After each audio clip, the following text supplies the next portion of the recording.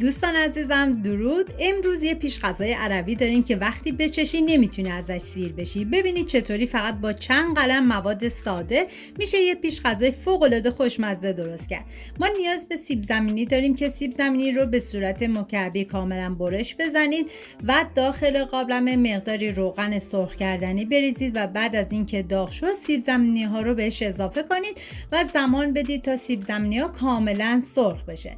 و ما نیاز به بادمجون داریم که بادمجون هم به صورت مکعبی کاملا ریز میکنم و اگر بادمجونی که استفاده میکنی نیاز به گرفتن تلخی داشت به هر روشی که راحت هستید تلخی بادمجون رو بگیرید. سیب زمینی های سرخ کرده رو من از روغن جدا میکنم و حالا بادمجونی که ریز کرده بودیم رو بهش اضافه میکنم و زمان میدم تا کاملا سرخ بشه. توی این فاصله ما نیاز به پیاز داریم که به صورت اسلایسی کاملا ریز میکنم و بهتون پیشنهاد میکنم دست به کار بشیم و این پیش غذای فوق العاده خوشمزه رو درست کنید که یه گزینه عالی برای مهمونی‌ها و دور همیاتونه. و ما نیاز به نون پیتا یا نون لواش داریم که من از یه بسته نون استفاده کردم و طبق تصویر برش بزنید. و نیاز به جعفری تازه داریم که کاملا ریز میکنم و حالا بادمجونی که سرخ شده رو از روغن جدا میکنم و پیازهایی که ریز کرده بودم رو بهش اضافه میکنم و زمان میدم تا پیازم کاملا سرخ بشه. و بعد از اینکه سرخ شد از روغن جدا میکنم و نونایی که ریز کرده بودم و بهش اضافه میکنم و میذارم تا نون کمی تغییر رنگ بده. داخل یه ظرفی حالا موادی که شامل سیب زمینی، بادمجون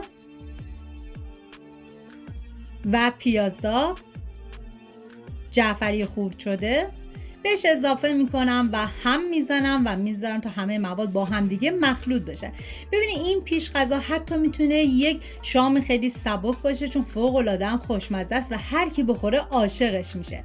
و حالا این مواد میذاریم کنار، میریم برای درست کردن سسش که نیاز به یه عدد لیمو ترش تازه داریم که من آبشو کاملا میگیرم و بعد یک قاشق غذاخوری ارده بهش اضافه میکنم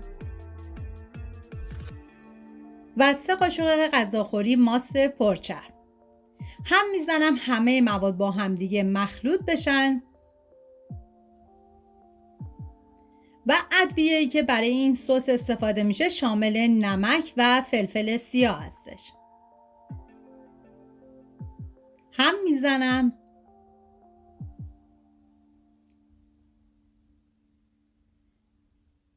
و حالا داخل یه ظرف لایه اول از نون سرخ شده میریزم و لایه بعدی موادی که با هم دیگه ترکیب کرده بودم.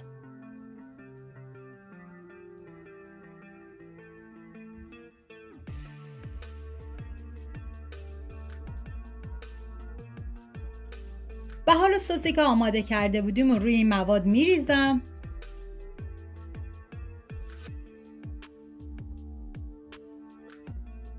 بعد دوباره لایه بعدی رو از نونی که سرخ کرده بودیم